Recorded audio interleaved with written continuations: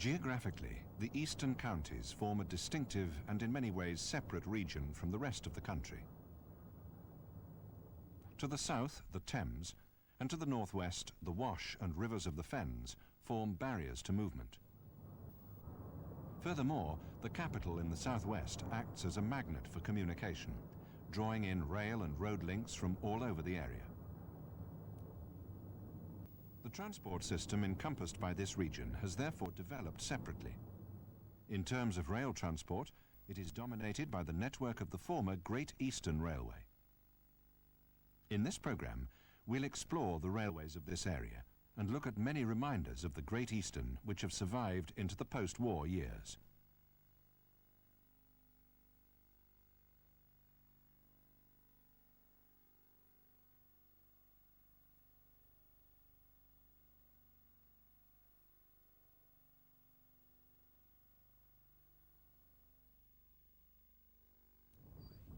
The railways of the eastern counties were, and still are, a system of contrasts, with on one hand the rural network of Norfolk, and on the other the intensive suburban system to the east and northeast of the capital. At the turn of the century, the lines into Liverpool Street had the busiest suburban service of any network in the country. A total of 1,230 train movements into and out of the terminus each day, carrying in excess of 200,000 passengers.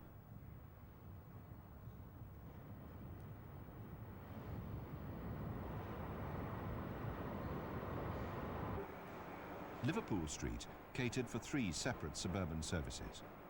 To the north, the branches to Enfield Town, Palace Gates and Chingford. To the northeast, the Woodford, Loughton and Epping lines, and to the east, the Ilford and Romford line.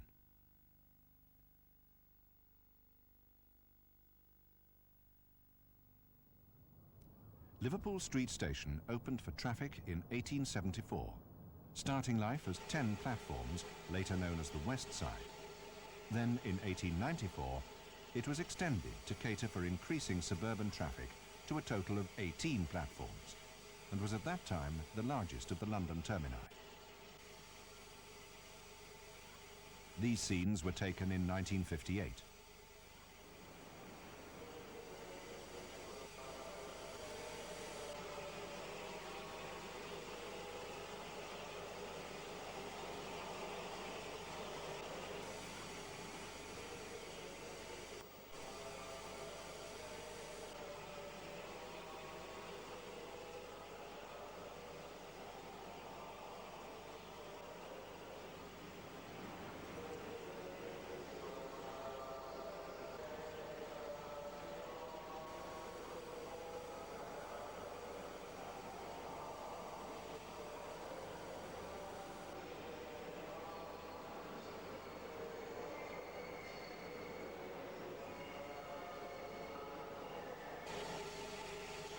As well as catering for suburban traffic, the terminus also originated mainline expresses to Norwich.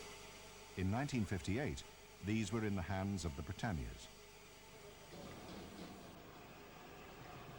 A number of ex-LNER classes also saw service at this time on the Cambridge and King's Lynn trains.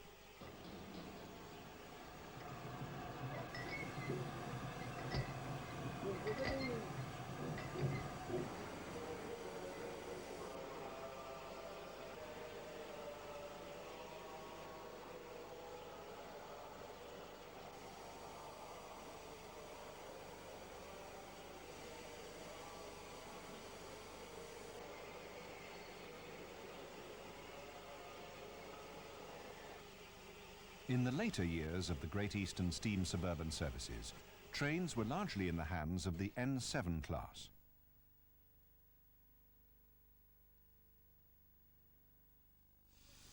Like the Great Northern, the Great Eastern had adopted an 062 wheel arrangement.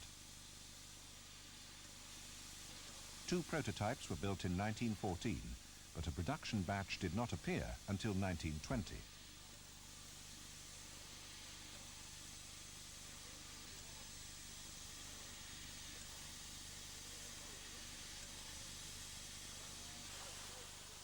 To meet an immediate need, Gresley sanctioned a further batch of 10, and these were built in 1923 and 1924. Number 999 of this series, now preserved as 69621, was the last locomotive of this series to be built at Stratford Works.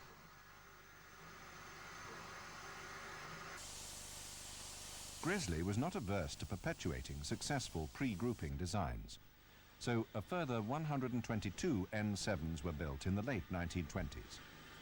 These later locomotives had long travel valve gear and round-top boilers. Such features were eventually to be fitted to the earlier series.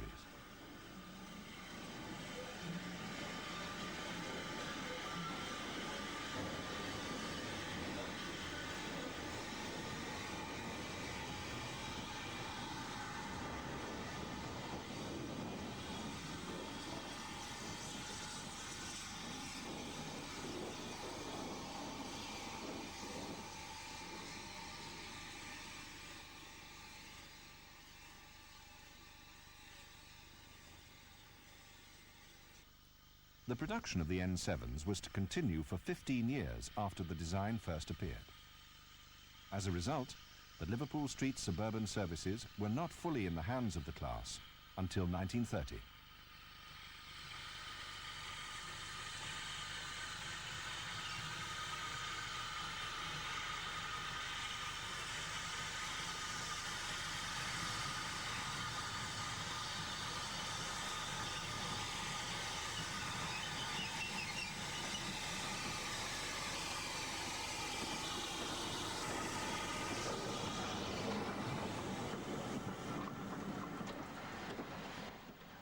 Bob Todd has good reason to be interested in the class.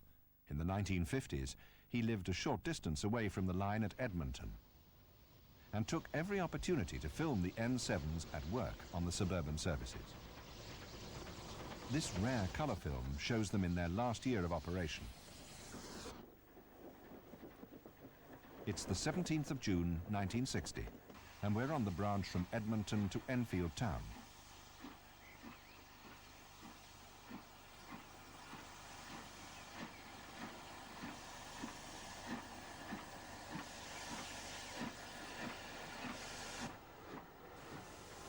At Edmonton, the Enfield branch diverged.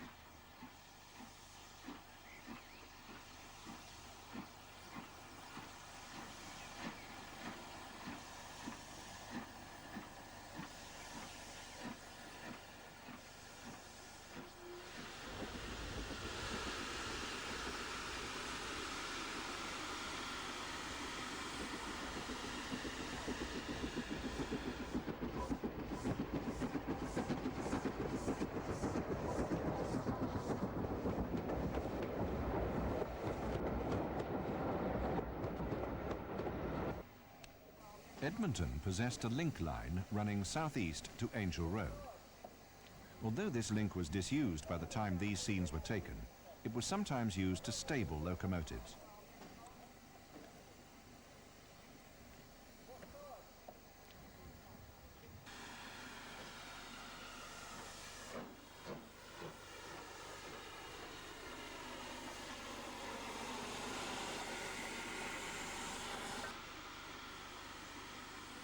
We're now at the terminus at Enfield during the last week of steam operation.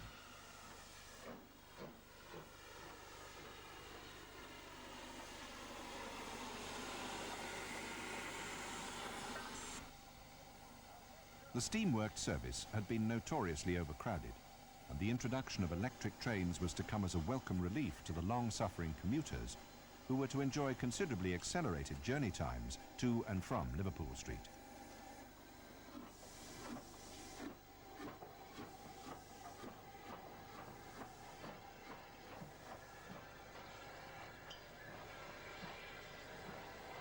Sadly, only one of the class was to survive. 29 years later, 69621 was back in steam in Essex, just a few miles from her former stamping ground.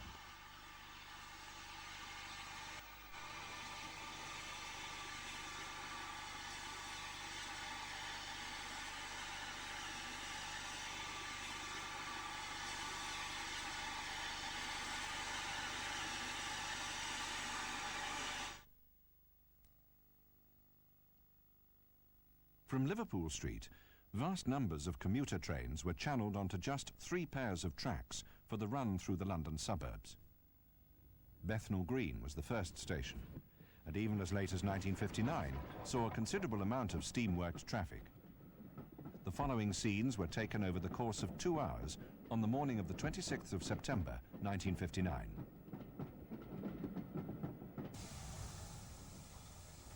A J-15 passes through on a freight for Spitalfields.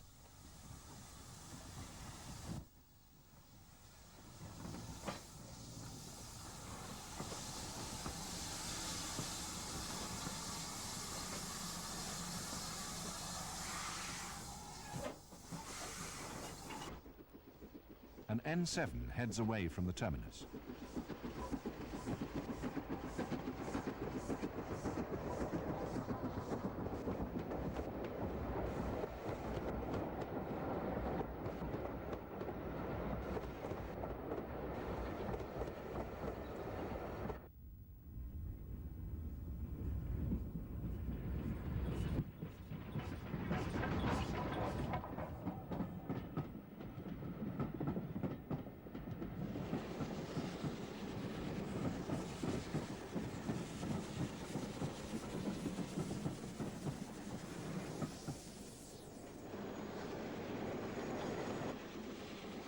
The Norwich expresses were in the hands of Britannias at this time.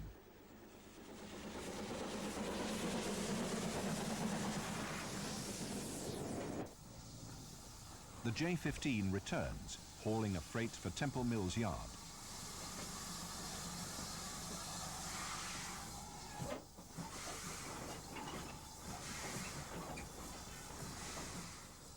Stratford was the next station on the line for Romford. Here, the Great Eastern met a complex of tracks, among which was one of the largest steam sheds in the country. Today, most of the buildings which comprised Stratford have been demolished. There are just a couple of surviving buildings from the days of steam.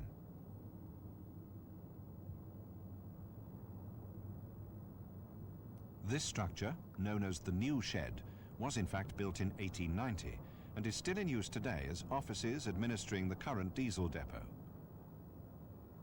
Until the early 1960s, Stratford was the location of a busy steam depot. The railway did in fact establish here as early as 1848, when the original Eastern Counties Railway moved its works from Romford to this site.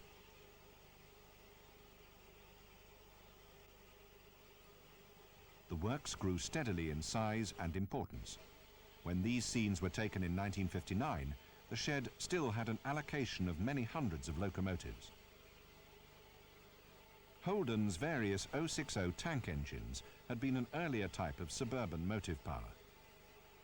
By the time these scenes were taken, they had been relegated to shunting duties, a far cry from their heyday on the Great Eastern suburban lines.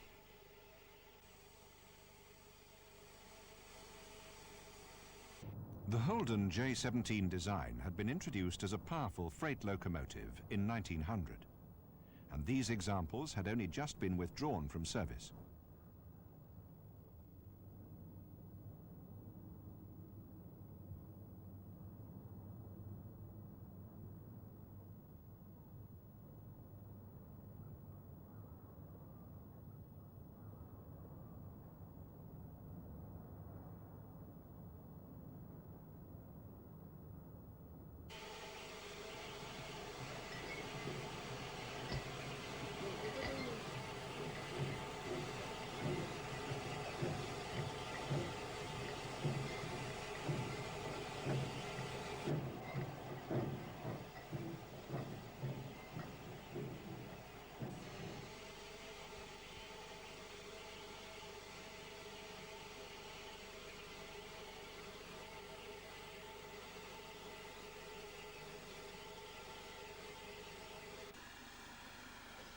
The complex of lines around the shed saw a considerable number of movements as locomotives moved off towards the station and surrounding yards.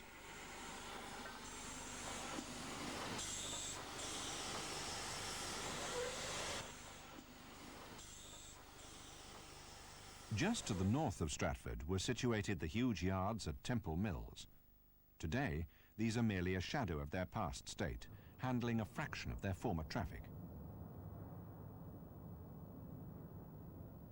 However, in Great Eastern days, these had been a vast collection of yards, which were inefficient and difficult to work. As a result, Temple Mills was completely reorganized and rebuilt in the immediate post-war years, and the result was this fully automated yard. The remodeling was in fact started in 1954 and took a total of 5 years to complete.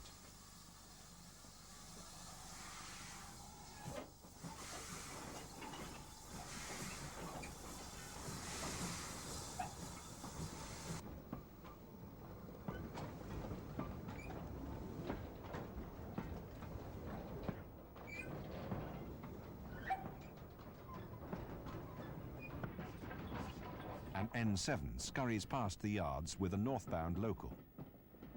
Note the high-capacity 5-coach Gresley articulated train.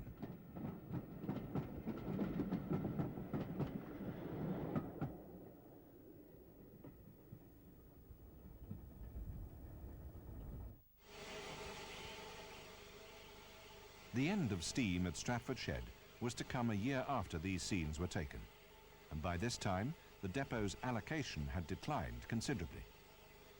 Despite this, a wide variety of classes remained right up until the end, including several Great Eastern designs.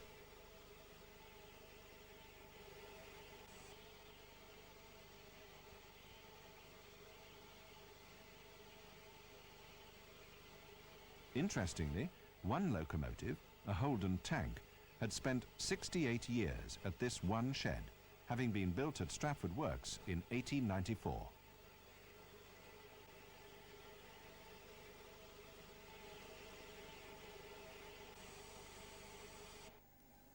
Liverpool Street was built on a cramped site, and a rapid increase in traffic in the 1920s could not be accommodated by extending the station or approach lines.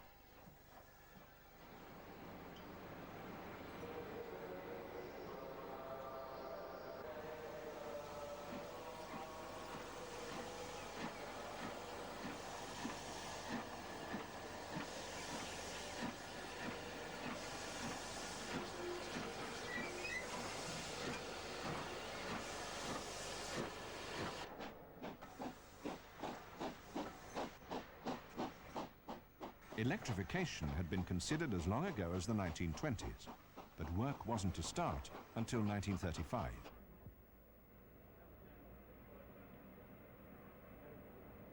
However, the Second World War temporarily stopped all work, with the result that it wasn't to be until 1949 that the first scheme was inaugurated from the terminus to Ilford, Romford and Shenfield, using the 1500 volts DC overhead system.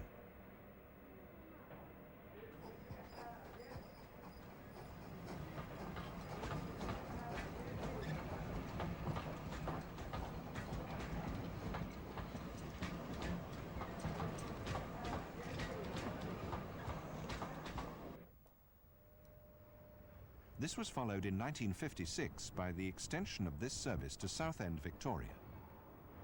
The result was a vastly improved service, with significantly improved journey times.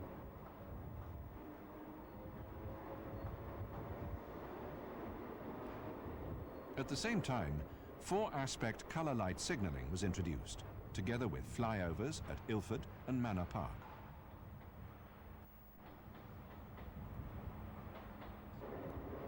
Then, in 1959, the Clacton and Walton lines were electrified on the 25,000-volt system, followed in 1960 by the electrification of the Enfield and Chingford lines. At the same time, diesel operation had been introduced on the Norwich and Cambridge lines, thus bringing the elimination of steam from Liverpool Street by 1961. 24 years later, the electrification of the main line to Norwich and the rebuilding of Liverpool Street have further transformed the services into the terminus. Today's new generation of electrics are all a far cry from the steam and smoke of 30 years ago.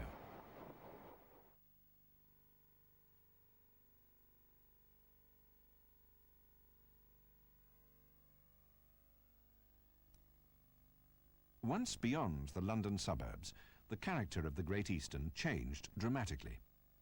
Bury St Edmunds lies on the cross-country line from Ely to Ipswich. The station remains a prime example of Great Eastern design.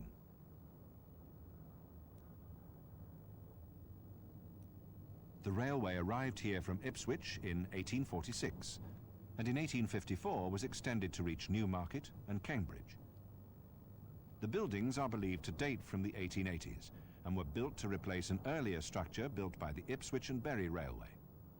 The station has two distinctive towers, seen at the far end of the structure. In the 1950s, a steam shed was sited just to the west of the station. Coded 31E, this depot housed a remarkable variety of Great Eastern and LNER designs and provided motive power for cross-country trains as well as the Sudbury and Thetford branches.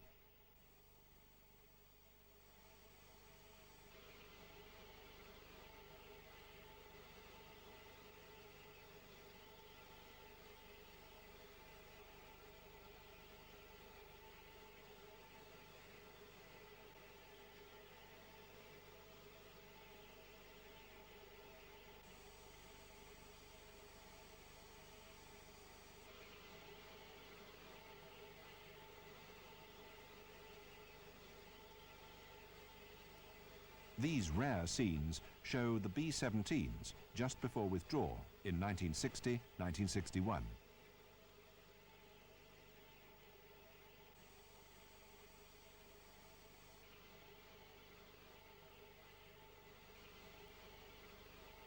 J39, number 64834, of 31B shed, passes on freight for March.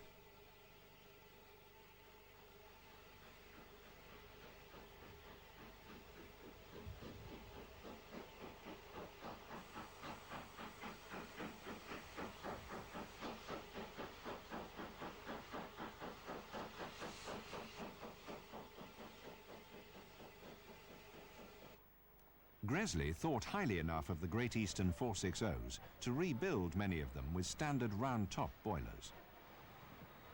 In this form, as Class B12, B13, they became very useful engines. Their low axle load, short wheelbase and high power made them ideal for ambulance trains in World War II, and they travelled far and wide on these duties. With the exception of the now preserved 61572, all were withdrawn by 1960 and represented the last inside-cylinder 460s in Britain.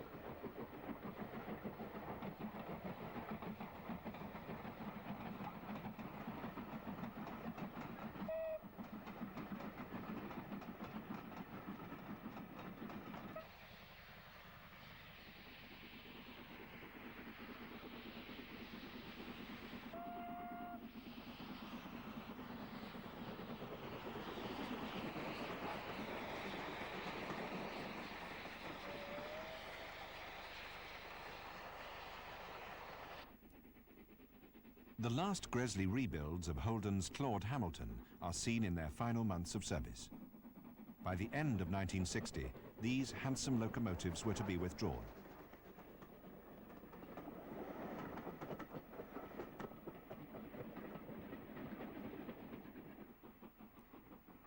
Note the removal of the decorative coupling rod valances on 62513.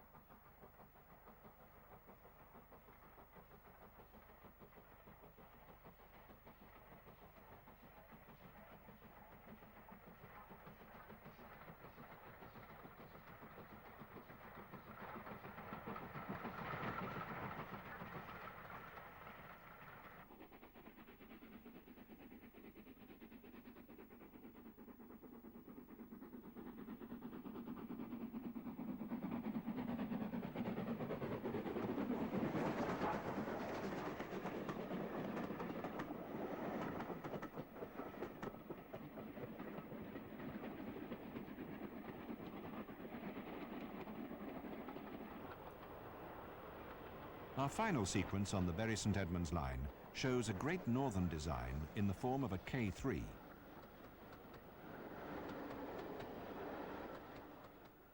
The main freight route into East Anglia was via March, and the Great Eastern and Great Northern joint line via Sleaford and Spalding. We'll now observe the traffic at Murrow.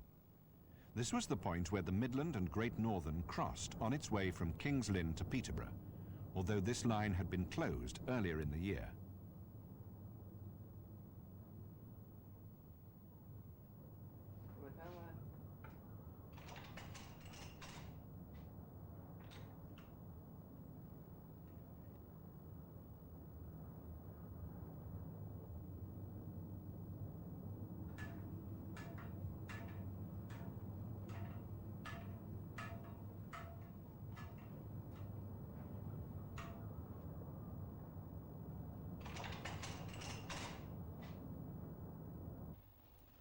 A B1 passes northbound.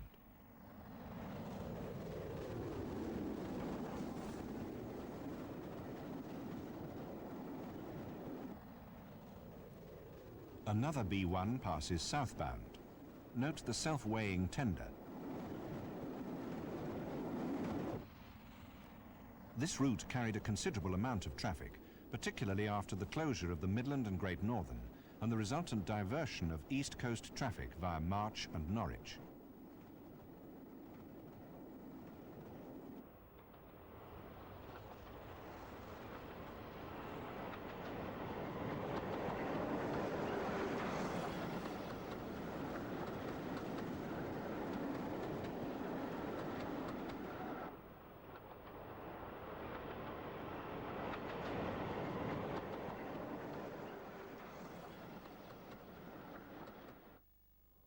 Despite their nearness to the conurbations of the southeast, the eastern counties remain primarily agricultural. Yet the area was provided with a system of lines far in excess of its actual needs.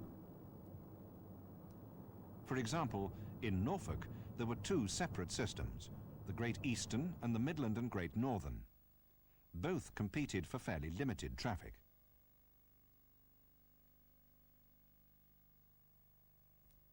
The Midland and Great Northern wound its way across North Norfolk, reaching Yarmouth on the east coast.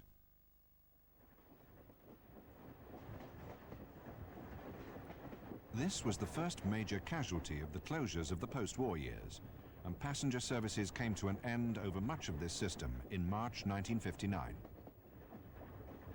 Melton Constable lay at the heart of this system. This rare film shows a westbound departure taking the King's Lynn line.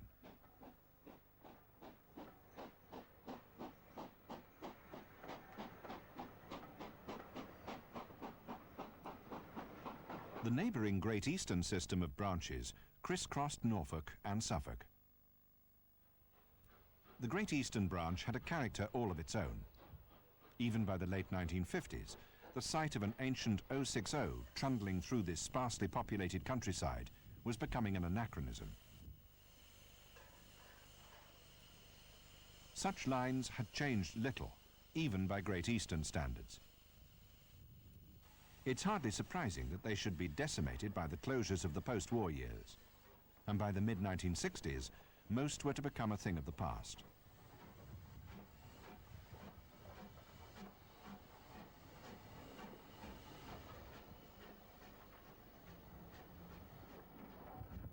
Few were captured on film, and these rare scenes show the Mildenhall branch in its last years of operation.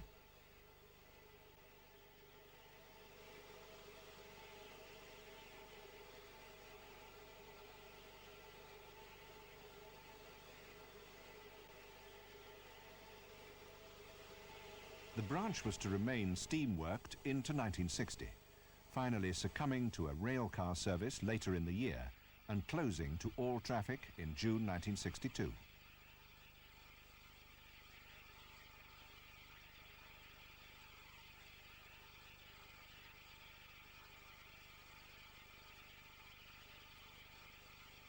The J-15s were the most numerous Great Eastern class. Today, one example has been preserved, and during the early part of 1989 was in action on the North Norfolk Railway.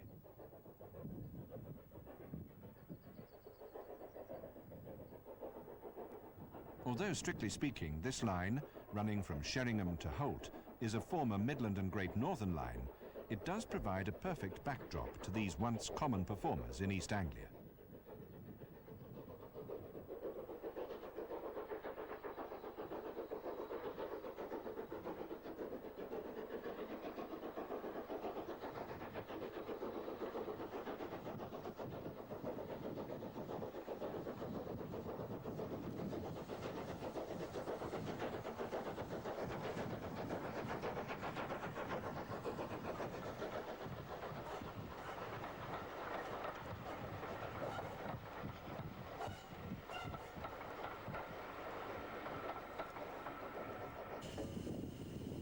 This J15 is an example of a typical 19th century 060 design.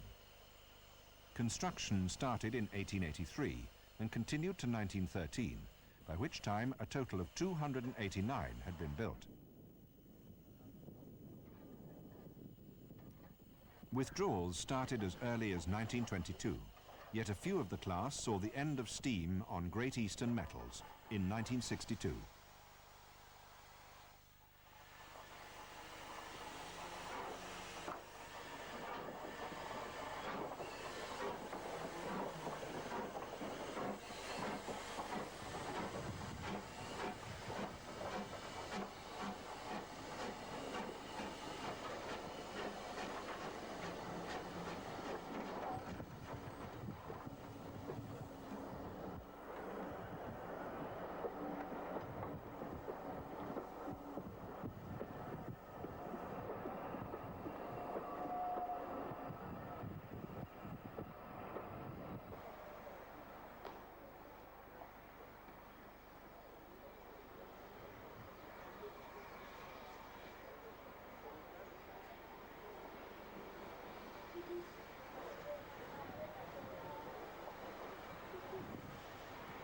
This sole surviving member of the class was built in Stratford in 1912 and was withdrawn in 1962 as one of the last Great Eastern locomotives in capital stock.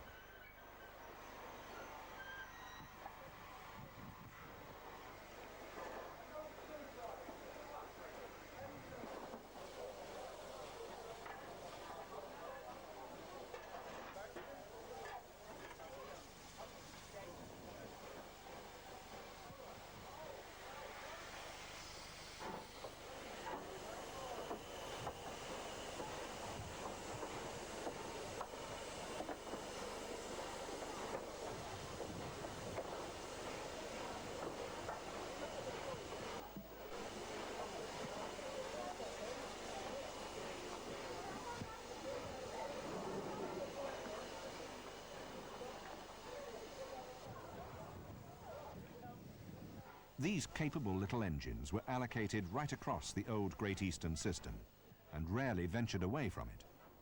Though mostly used on local freight duties, they could show a fair turn of speed on excursion and troop trains.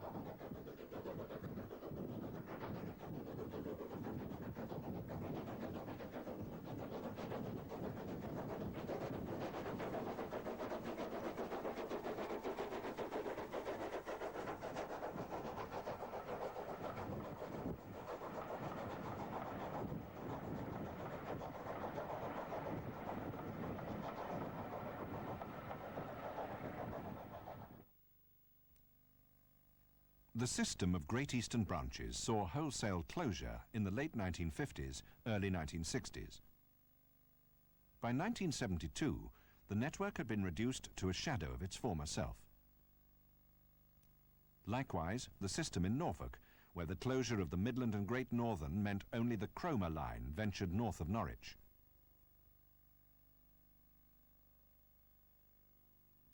The branch running from the main line at Wymondham via Dereham to Wells on the North Norfolk coast was a casualty of these closures. We'll now look at this line as it existed in the 1950s, a particularly interesting time in the line's history. Although the line itself had changed little since the days of the Great Eastern, the passenger services had been thoroughly modernized. This was one of the first lines in the country to see the introduction of diesel multiple units. Working alongside, and sometimes coming to their rescue, were Great Eastern designs from the turn of the century.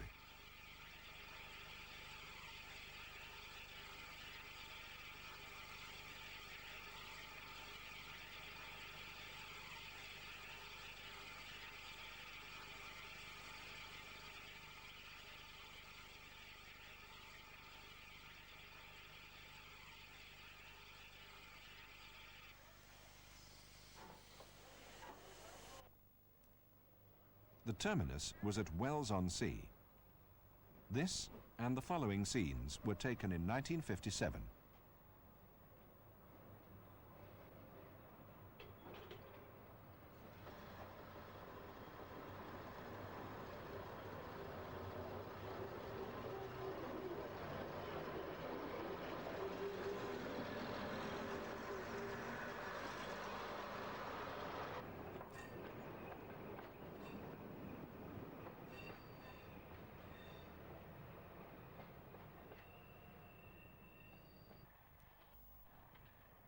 From here, the single-track line ran due south towards the main line at Wymondham.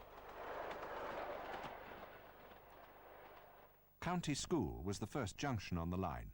The bay platform on the left was once the starting point for the branch running east to Wroxham on the Cromer line. This route had closed to passenger traffic as long ago as 1952.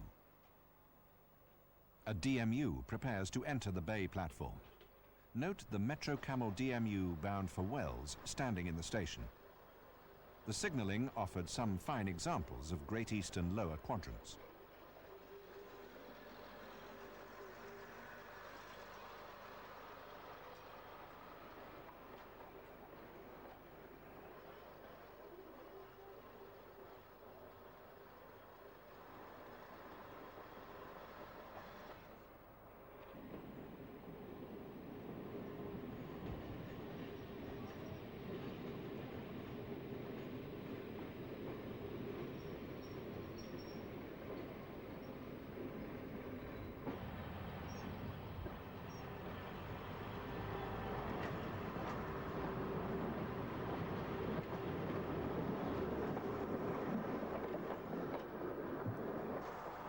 Straight ahead can be seen the junction signals for the line running to Wroxham, which at this time was still open to freight.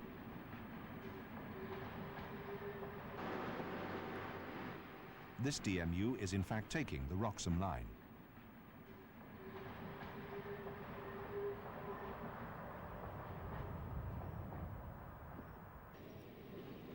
The Wells line left the main Norwich to Ely route at Wymondham.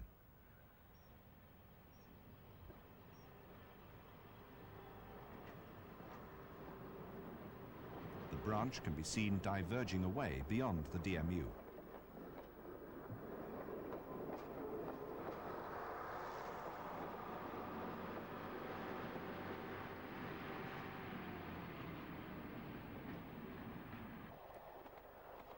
From here to Norwich, trains ran on the main line.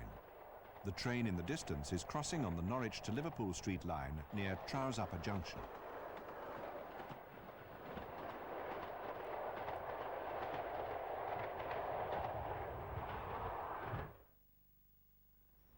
Closure for passenger traffic for the Wells line came in stages. The section from Wells through County School to Dereham finished on the 5th of October 1964. Although retained for freight traffic until the mid-1980s, by 1989 even this had gone, and the track had been lifted. Further south, the line to North Elmham and Dereham was to retain freight until early 1989.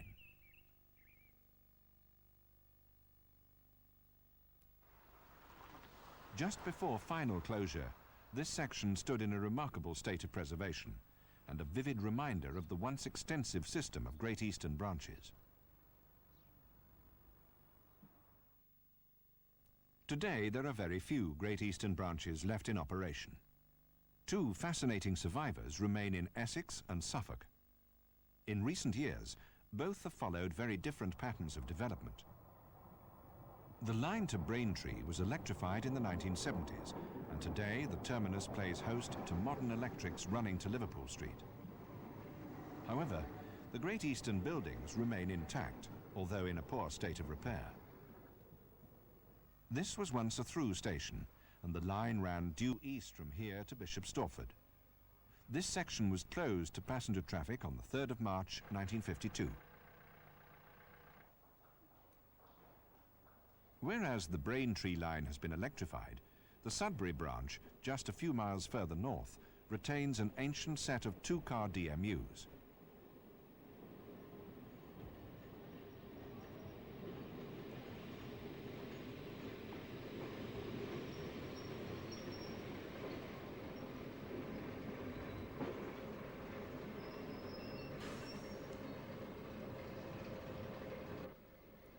The station's dereliction foreshadows the fact that it's soon to be demolished to make way for redevelopment.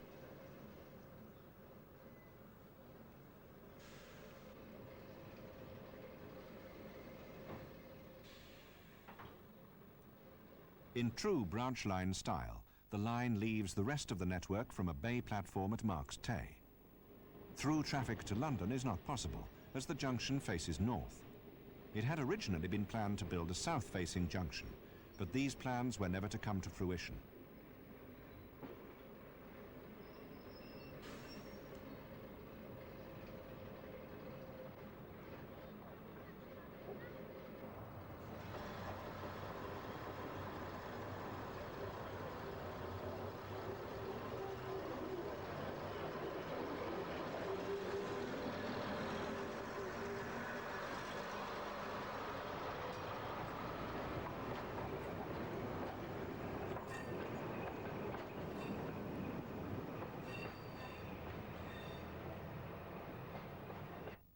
It's rather surprising that a branch line should possess the biggest viaduct in the eastern counties, carrying the line over the Colne Valley at Chapel.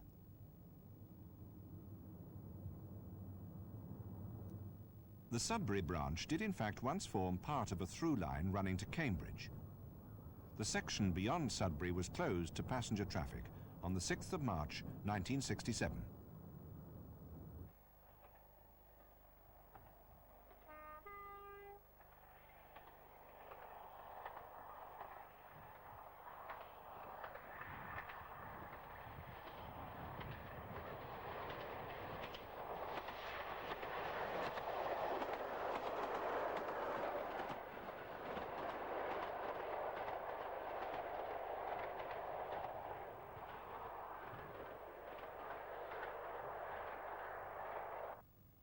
Today, the Sudbury branch remains a reminder of a once extensive system of branches.